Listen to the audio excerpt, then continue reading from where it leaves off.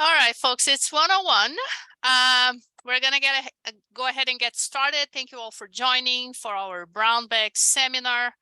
I am really excited to introduce the speaker today, Professor Rebecca Katz. She's the director of the Georgetown University Center for Global Health Science and Security. She has served and I guess still serves for the State Department in the US. But most importantly, Rebecca and I were in grad school together. So, we were chatting before we opened the room. We could spend the full hour just chatting, but I'll let her talk. She is one of the most important names in global health security. She has done terrific work. She is a collaborator with Adam Scott that some of you have at least seen the email. He's a visiting professor now in our department. And Rebecca is going to talk about global health security and diplomacy in the post-pandemic era. So Rebecca, thank you and welcome even virtually to our department. We're looking forward to your talk. Over to you. Thank you so much. It is really fun to reconnect with people I haven't seen in a very long time, and delighted to be with all of you. I think I'm jealous that Adam's going to be coming and spending time with all of you. He is a good friend and a close collaborator.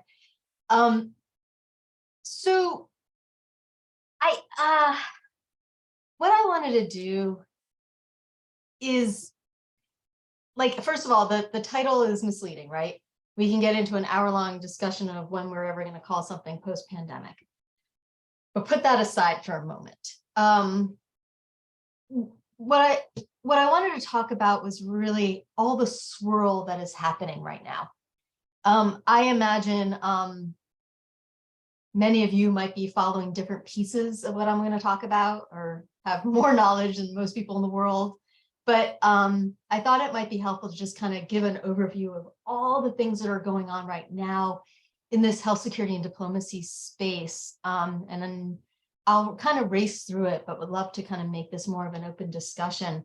I think before let's see if I can actually move this forward. Can I move this forward? There we go. Okay. Smasya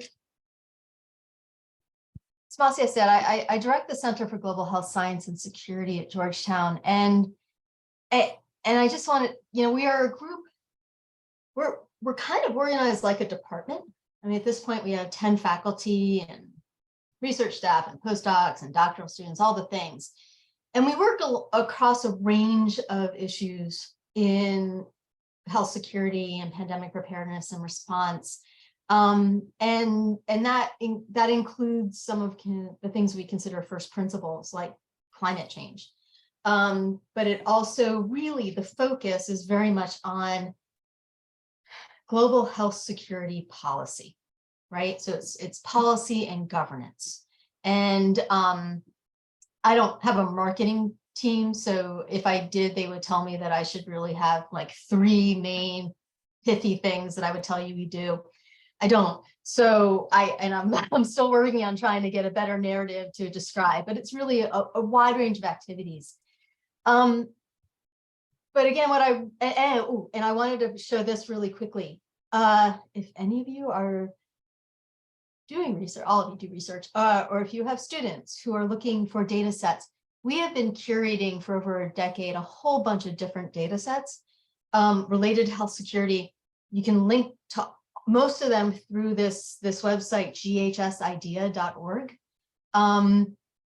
There's some fun user interfaces on some of these tools, but most importantly for a research community is that all of our data are public, all of them downloadable, and the data between these tools links on the back end.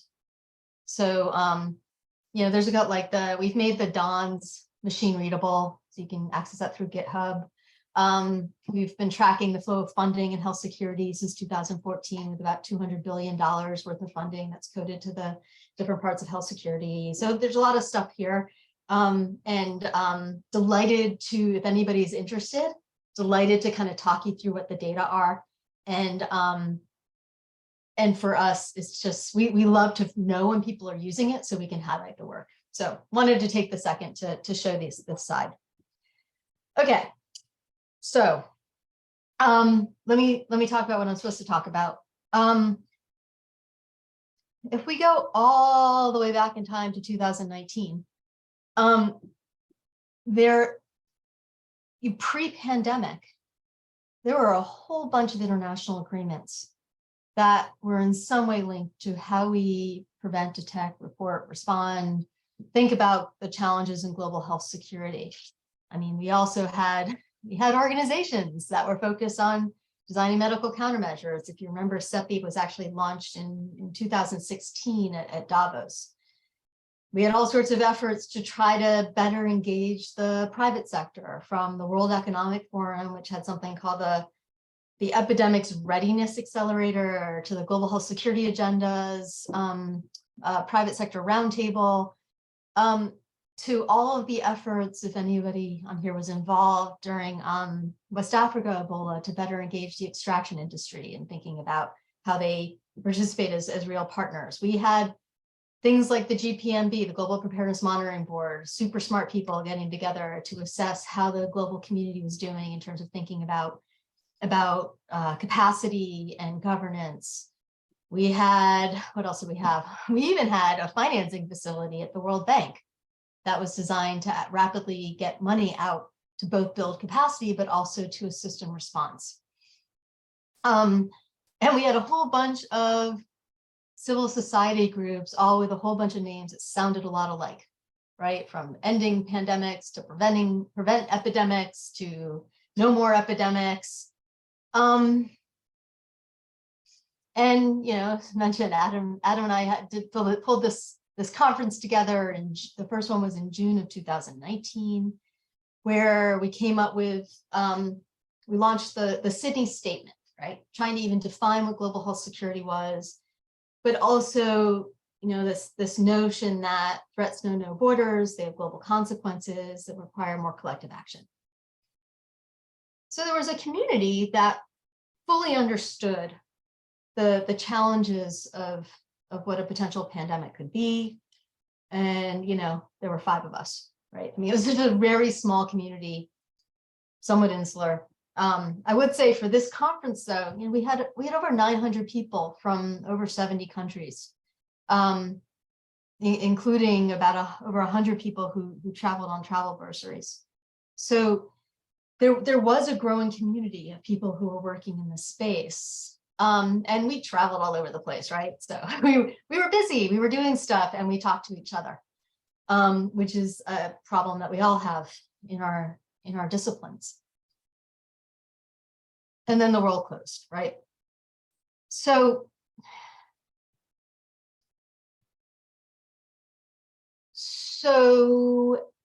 one would think that having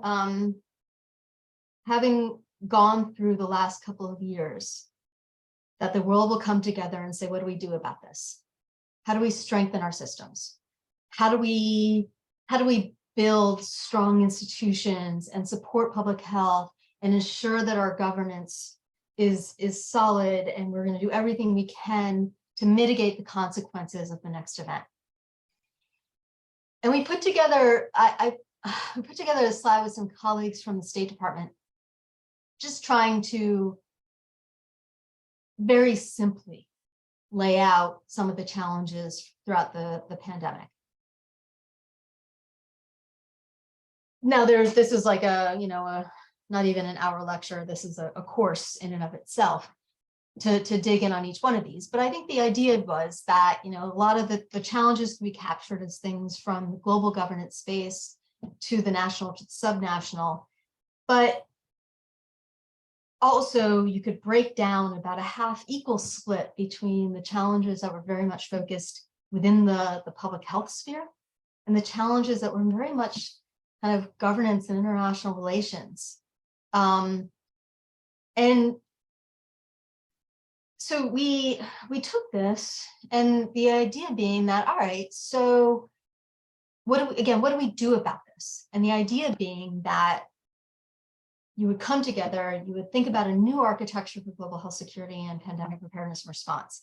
Ideally one grounded in equity and transparency and accountability, you know, one that you know, saves lives, but also protects economies. And and so that was the idea. Like, all right, so if that's what the goal is, how do we get there? So, and then you remember all the other risks, right? So when you're talking to people who are not from the global health space, it's about reminding them that, you know, the risks are continuing and the threats continue, and it's only increasing. And then you can cite all of the studies about what is contributing to the threat of emerging infectious diseases, and the models for whether we'll see something no longer once every 100 years of a, you know, global pandemic, but what was the PNAS paper that came out about a year and a half ago, I think brought that down to 38 years or less if you actually include the threat of climate change. So having these conversations and reminding decision makers, non-health public figures working in more of the diplomacy and foreign policy space, that the threats continue, and, you know, showing them, you know, the side here that Dr. Fauci always shows when he goes to Congress.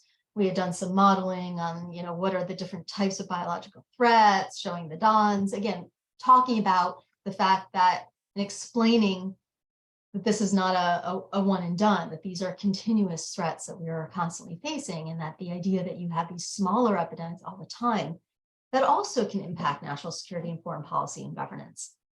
So,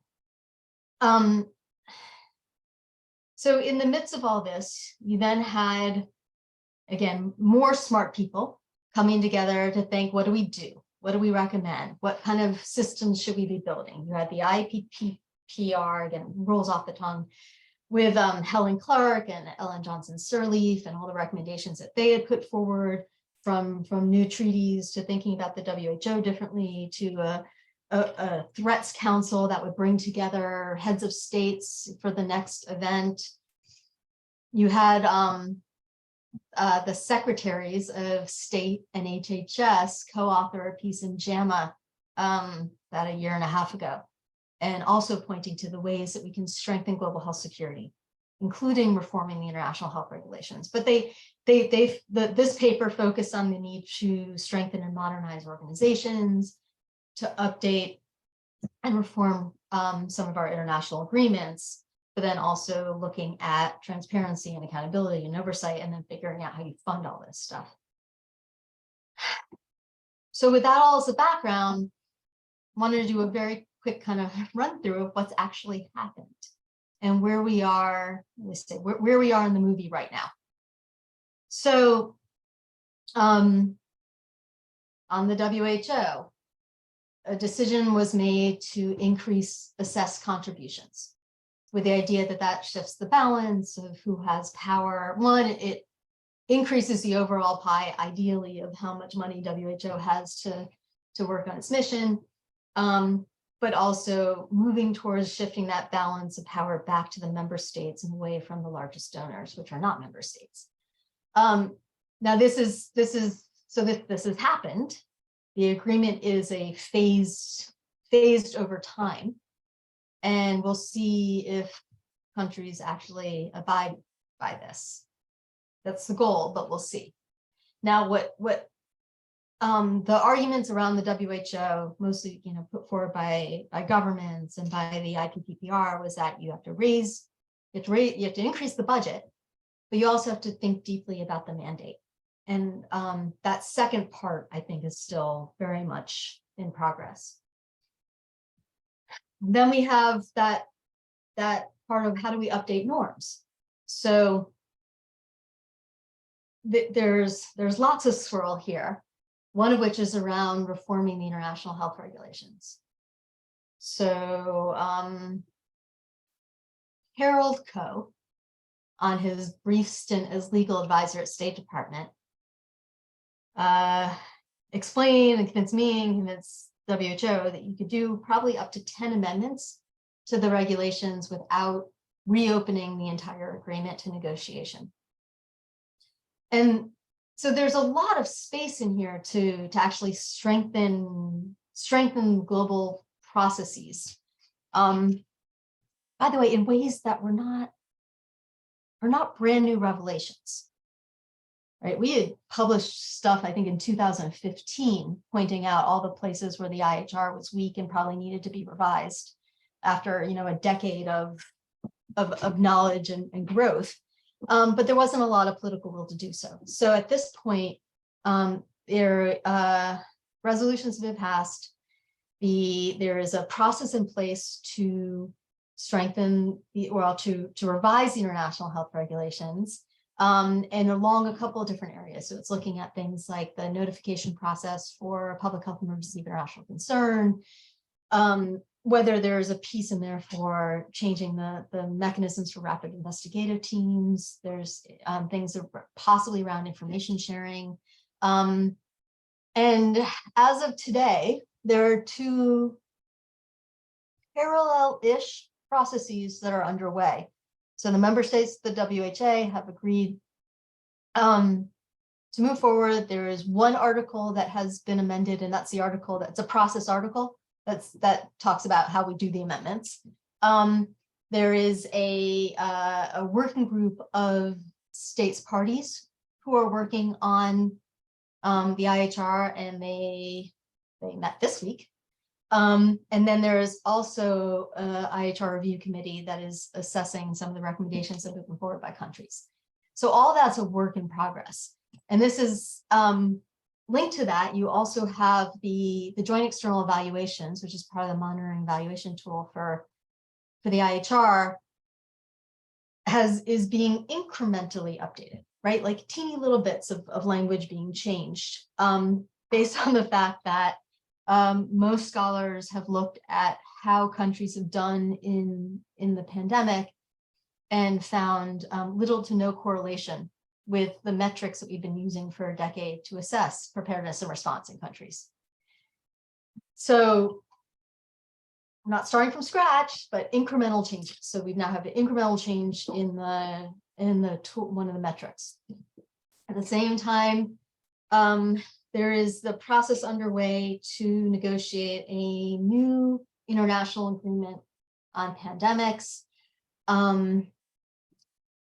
This is being done under what's called the INB, the Intergovernmental Negotiating Body,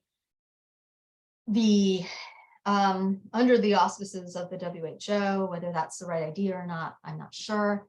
Well, I don't think it is, but I lost that battle. There is a, what's it called? Like there's a zero draft, but it's not the formal zero draft. There is like a conditional zero draft that is being circulated right now. Yeah, the CZD it's called. The actual conceptual zero draft is being circulated. There's going to be a next meeting of this negotiating body in December. And what folks are finally actually taking action on is the fact that a lot of the things that were initially talked about to go into the new treaty are actually already under the authorities in international health regulations. So there is now an effort to be much more thoughtful about what goes in one versus what goes in the other. It is not sexy or exciting for a head of state to hold up the IHR and say, hey, look, we made the world safer by amending Article 11, Para 2, adding this. Like, that's not exciting for them to say. They want to be able to hold up the new shiny thing and say, hey, we have a new treaty. Look, we did a thing. We responded. So there's a balance here between what is exciting for political leaders versus actually what changes the system and makes things safer. And there's a bit of a challenge going on right now. So we've got that going on. And this is one of my favorite charts that were put together by a colleague from India, Natheen, who writes for the Third World Network, and is probably one of the most insightful writers following the processes that are going on. But basically, most of the proposals that were going into the new international agreement were already covered in the IHR. So I think now there is, again, this is like process to go back and think about, well, what's not covered. And my best guess is that what will end up in the new international agreement will be much more like a political declaration. But again, we'll see how that shakes out. Also in the mix here, there was a push for financing, because rebuilding capacity around the world costs a lot of money. Now, as I showed before, that the World Bank had already had a financial mechanism. It did not perform in the pandemic. And there was an effort led by the G20 to think about and design a proposal for what a new financing facility would look like. This week, it launched at the G20 officially. It's newly called the Pandemic Fund. Its goal was to raise about $10 billion. It's currently got a little less than 1.4 billion that's actually been pledged.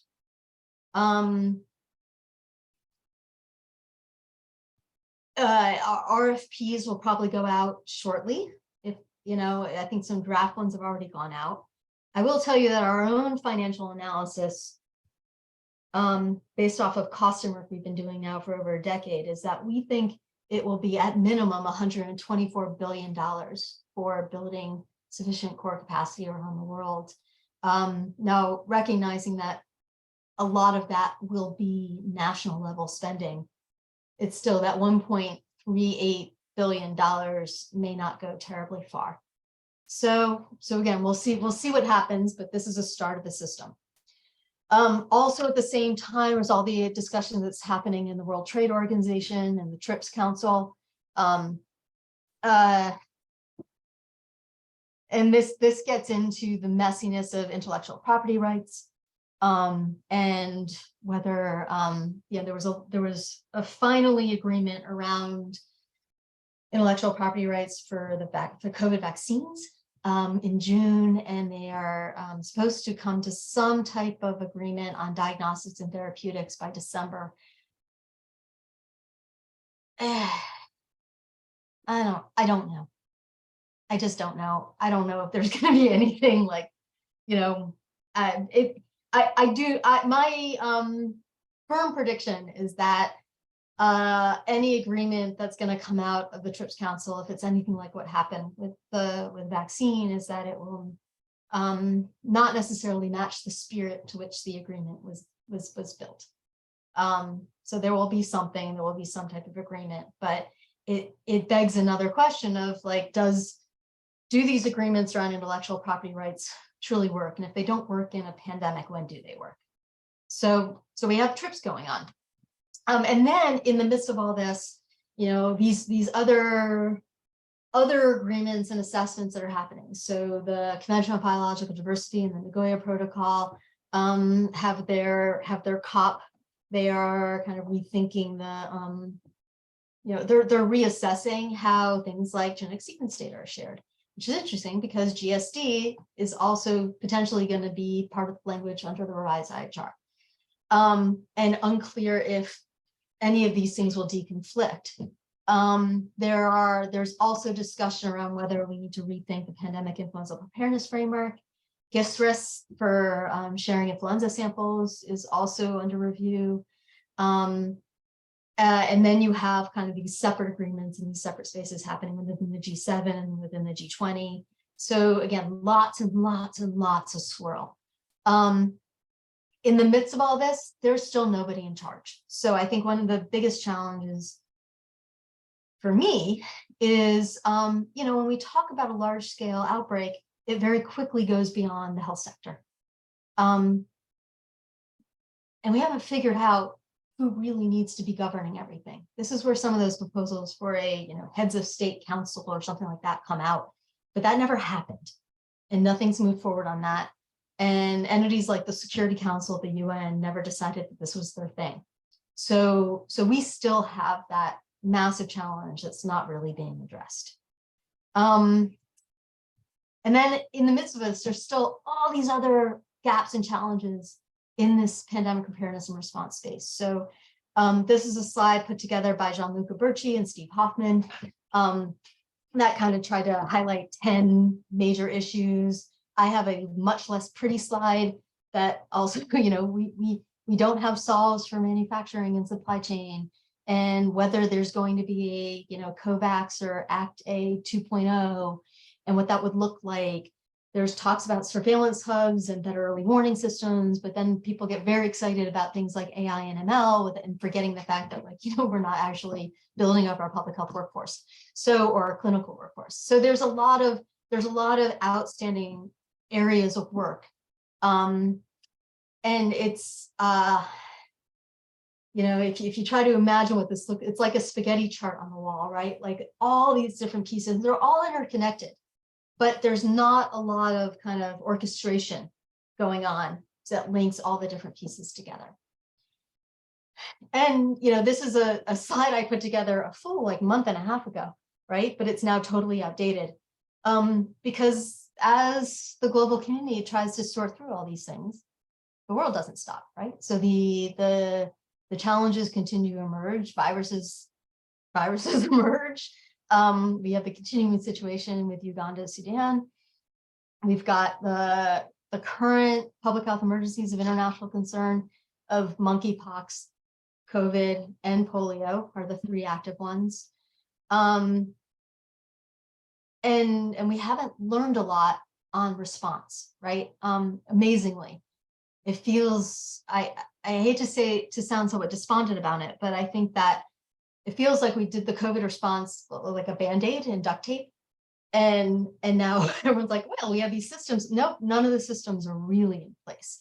And in some ways, we're actually less safe than we've ever been because of geopolitics, because of countries feeling like they have not been they've been left behind by the global system, which then makes them kind of challenge what are the incentives for participating. And so we really are in I think a bit of a sticky situation at the moment. But there's also opportunities to think about all sorts of other things, like what does true equity actually look like? There's lots of talk about One Health. That's great. That's wonderful. How do we actually operationalize that?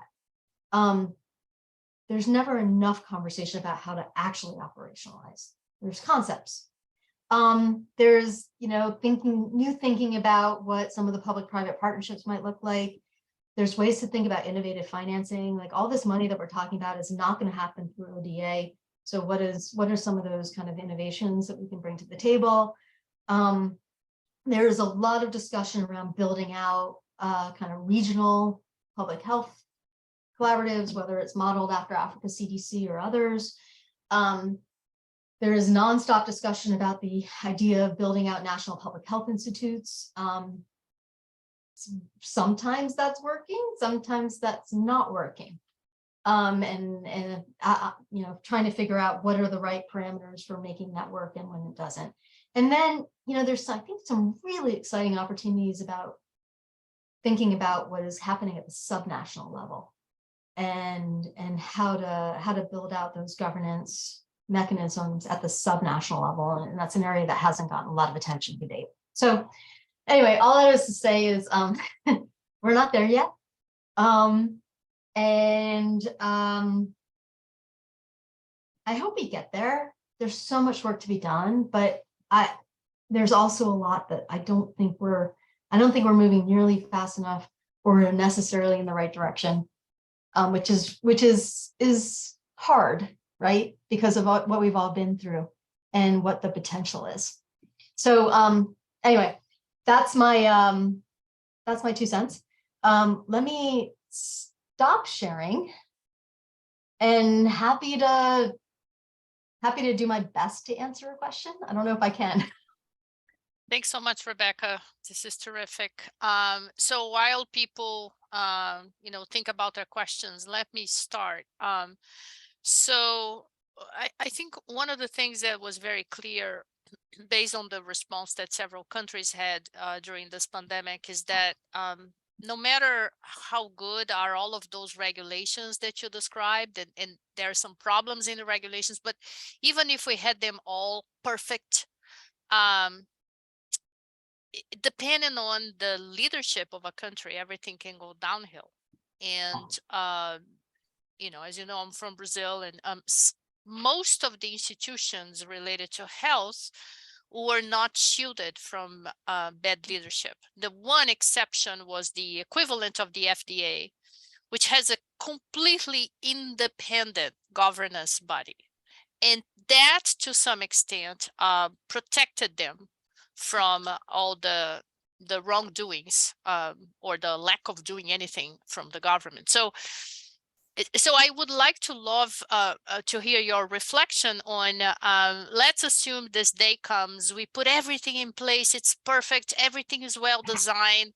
What do you do with the Trumps and Bolsonaros that can just ruin everything? And I don't expect you to have an answer, but I think we need to think about those things because there is a lot of work to be done beyond putting the regulations in place, I guess.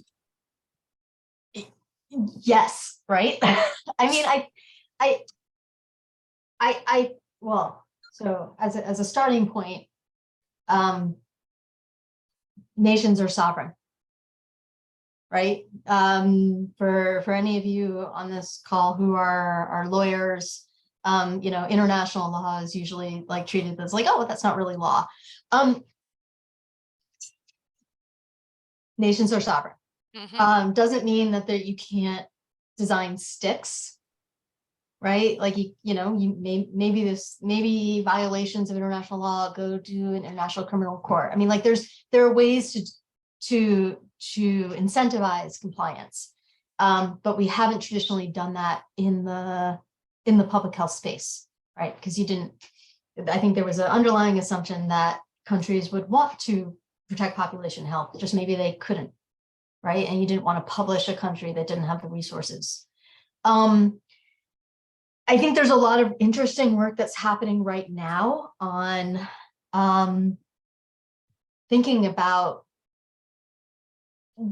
governance and democracy, and, you know, R squares, right? Like, I mean, I like, you know, regression models, trying to like build out all of these factors. We have political scientists who are engaging and applying disciplinary methods to think about these things, these challenges.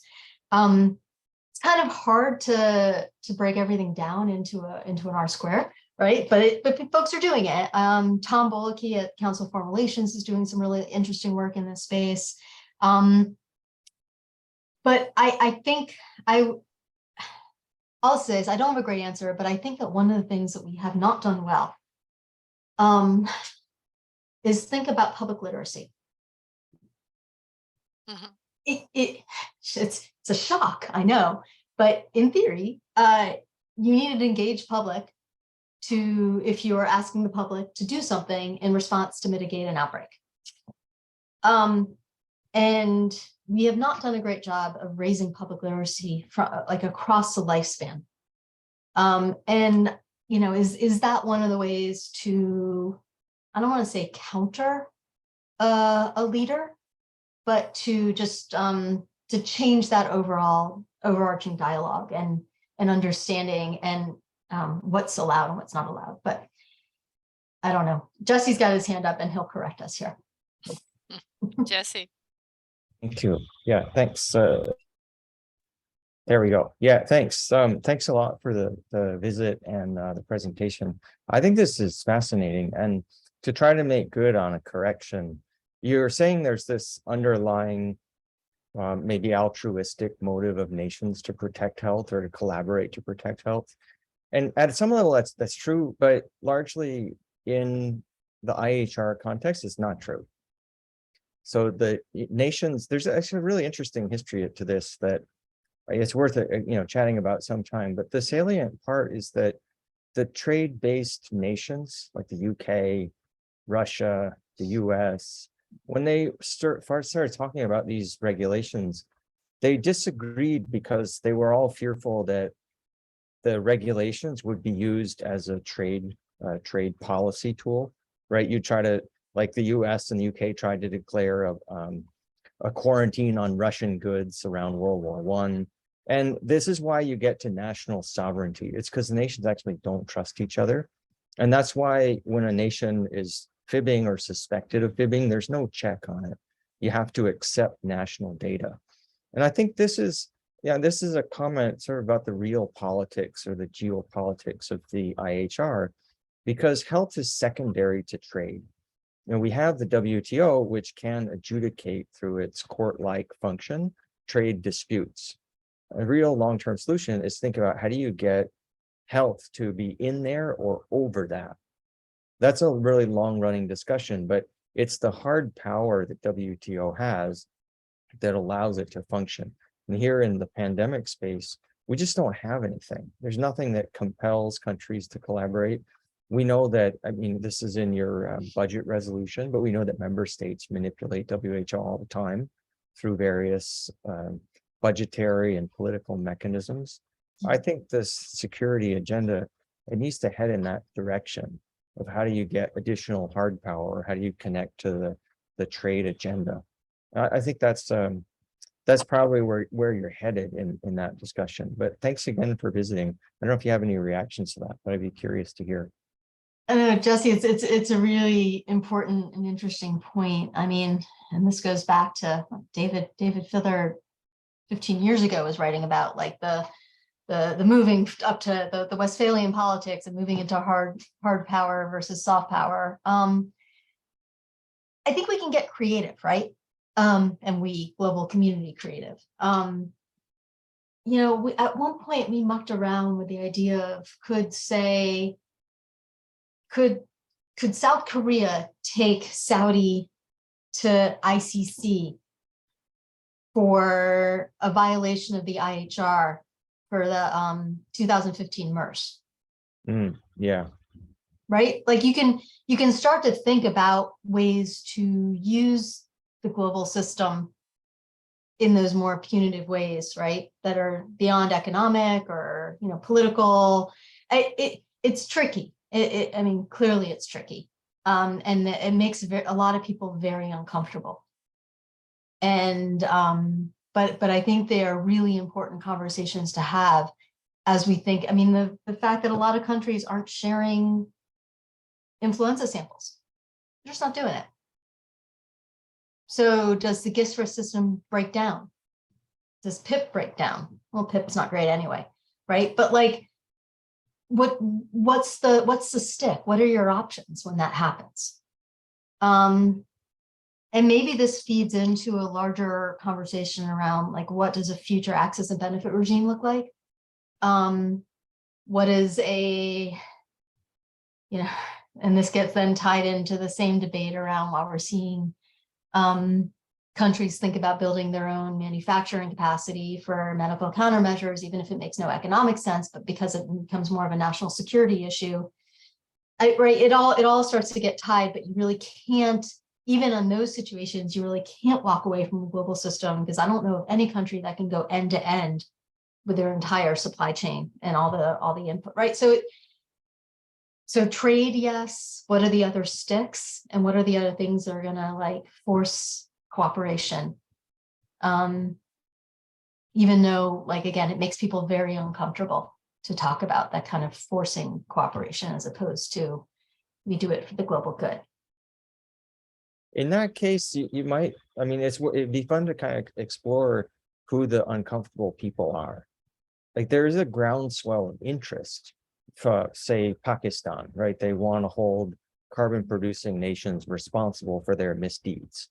Under the Trump administration, there was a lot of talk about trying to punish China for unleashing a virus. And there's these unanswered questions about how did it come out? And I think, you know, the people who are most nervous, they're probably the most vulnerable to that line of thinking, but could be that 3/4 or 4/5 of the world actually likes the idea. Yes. And again, we should chat about where I think those dynamics are, but then how the international system works against them, right? Especially when you have consensus bodies. Right. Richard, do you have a question? You're on mute. You're on mute. As you called on me, I'll make a few comments. One, I want to challenge this idea that you kept saying in the beginning, we've had the best and the brightest people working on this. There was a book many years ago called The Best and the Brightest. about people who led us into the Vietnam War. So I'd be very careful. I should probably be careful about the language. Yeah. I'd be careful about the language you use and about saying, well, excuse me. Pardon me. So I'd be very careful in attributing the best and the brightest. We had lots and lots of screw ups on the modeling and so on. And in fact, if one looks at the literature going back, there was a lot of self-promotion going on from some very bright people. So I think we need to be cautious there. Secondly, I'm not so sure that the system in place, that one chart you showed about how the IHR really, it's pretty much what we're going to do is pretty much what it is. We actually did a very good job with monkeypox. The monkeypox pandemic is down to very, very, very low levels. We've done very good things in other areas as well. And so a lot of what you were saying sounded to me like moving around the deck chairs on the sinking ship. That, well, if we do a little this and tweak it here and tweak it there, we're going to get it to work. And I'm not so sure that that's the case.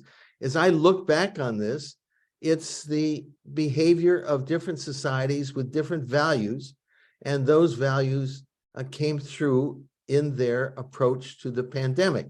I'm not sure you can legislate that. I'm not sure that that you're going to bring the values of East Asia to the United States. I'm not sure that that's possible.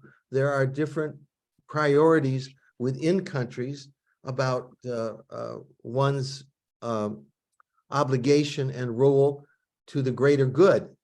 And this differs greatly by societies. So although I think the exercise is an interesting one, I'm not sure that it's going to lead to the outcomes that you seem to want to gather. I think that we should look at some of those things that have happened very well. We've controlled, for whatever reason, the Zika pandemic. All right. We don't know how it came to be where it was. We're not really sure why it disappeared the way it did. Those are the things that I think that we need to focus more on.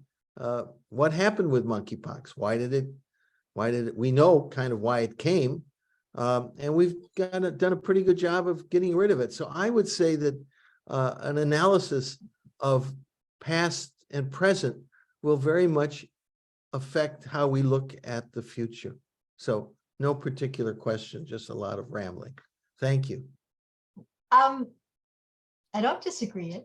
I think that I've been going back to the past. I just grabbed this. If anybody remembers this report, what was this, from 92, I guess? This was Letterberg on emerging infections at then the Institute of Medicine. I always used to look at this book and as I was teaching, you know, the history of how we think about the factors that contribute to emerging infectious diseases. But I hadn't reread the chapters on, you know, how do we fix our public health systems. And a lot of the things that we are talking about today and the things that were broken and we needed to really double down on, they're in here. Mm-hmm. Yes, they were. In fact, we tried to get a conference with Dr. Letterberg and others on this very issue, and unfortunately, we were turned down at the time. That you know, because the moment had passed. It was unfortunate, but I know very well that book and an attempt that we had made when Uwe Brinkmann was at the School of Public Health and so on. Richard Levins in this whole session, and you know, there was kind of maybe this is interesting, maybe it's not, but let's go on to the next hot topic. And maybe if we had gone through with that, we'd be at a better spot. Who knows? Who knows? Who knows? I would say one comment on monkeypox.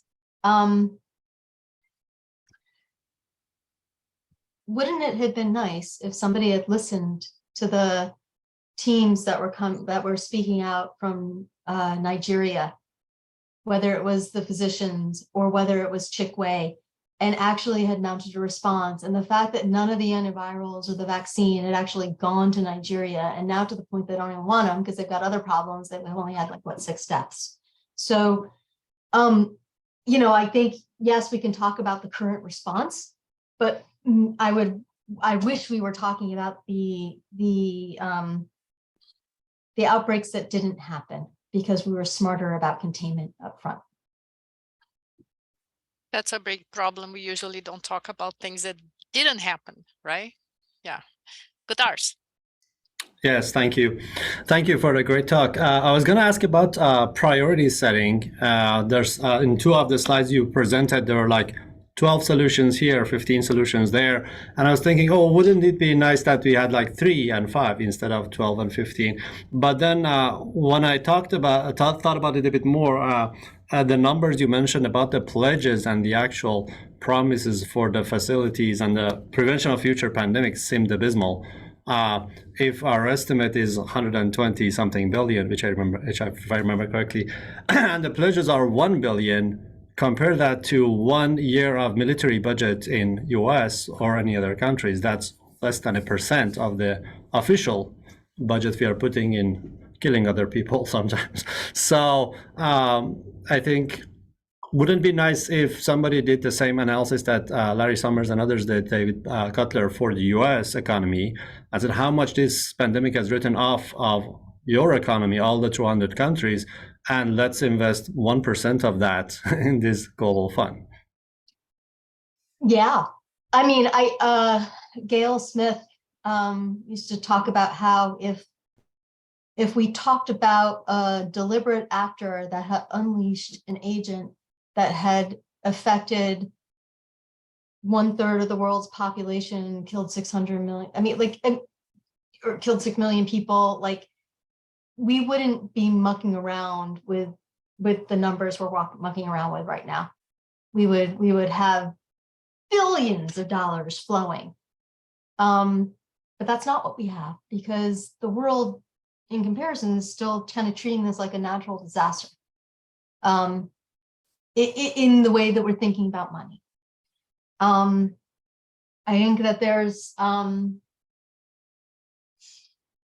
I said 124 billion. We've been revising our numbers. We'll get those published soon and spreadsheets available soon. But if you start to build in subnational aspects, actually we almost double or triple what our assessments are.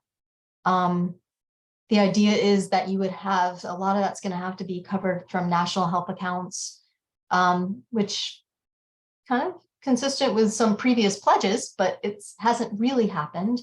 And I will say that in our analyses, over 60% of the funding requirements are in workforce. Workforce is, I would argue, one of the most important things that we need to be focused on, but the least interesting, least sexy, longest term investments out there, which are the least interesting to donors. I don't know I am not a marketing comms person, clearly, because of my slides, but I think that if anybody can figure out how do we sell workforce, it'd be great. Okay, Jonathan, do you want to open a microphone and raise your question, the one you put on the chat? Hi, sorry, I'm on the road, so I don't know if you can listen to me okay. But my main question was, like, if there's conversations about new regulations are including the role of the private sector, because it's undeniable how they really affected a lot of countries' responses in terms of getting the vaccines, also distributing. It's absolutely unbalanced, the power between governments and the private sector. So I was just curious about that. Thank you. Mm-hmm. I don't have anything to say except yes, you're right. And I think what we're now seeing are countries in full recognition of that, of those disparities, rethinking how they prioritize response, that the world is not coming to help. So what do they need to be doing for themselves, for their neighbors? I think that's why we're seeing kind of the rise or the larger emphasis on regional cooperation. But it's also then impacting those, for some countries, they are they're using their current feelings about this kind of disparity and equity as a voice in international agreements. Others are saying, we're done with y'all. And we just, that's nice. You go make your little treaty. Has nothing to do with us anymore. Okay. Sarah. Thanks so much, Rebecca. Thanks so much for joining us. I'm a first-year PhD student in the Global Health Department, and prior to this was working at EcoHealth Alliance and actually had the opportunity to meet some of your team members in Singapore this summer, which was lovely. My question is a bit on where do you see the role of prevention fitting within global health security? I think when we typically think about global health security, we think about prevention, preparedness, and response. And often, I think the World Bank's intermediary fund is a good example where there's kind of lip service paid to prevention, and the bulk of the focus is on preparedness, and then even then more so on response. So I'd be curious to hear your thoughts on kind of how you square prevention within the broader security framework. Thanks.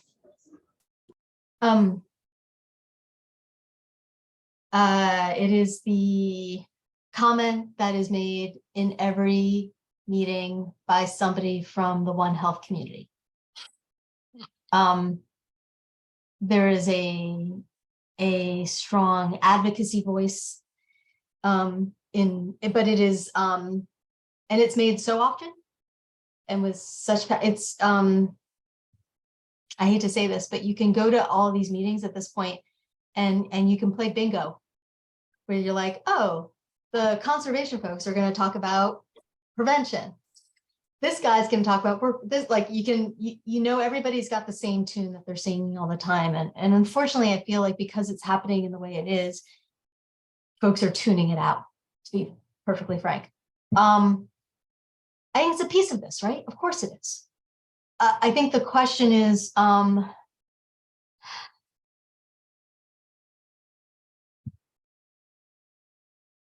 everything's a piece of this. And I think we have to be thoughtful about, like, there is framing, and then there is, are we trying to solve world peace in the same, and cancer and everything in the kitchen sink in one agreement or in another, right? So it's, I think there is it's a narrative issue. Like, of course, prevention support, important, like, and climate and land use, all these are like first principles in thinking about the emergence of disease. To me, the question then is, how do we address that through a policy and governance space? And I think it's being done right now with a saw and not a surgical knife. And I think we have to be a lot smarter about thinking about, okay, what are the pieces that are most relevant? And if this belongs over here, how do we make sure that it's linked? That's not a great answer to what you're saying, but I'm not sure like the words are coming out, but not the right solution at this point. Okay. So it's almost 1:55. All right. So Rebecca, I want to thank you again for spending this hour with us, for the conversation, and thank you for your work.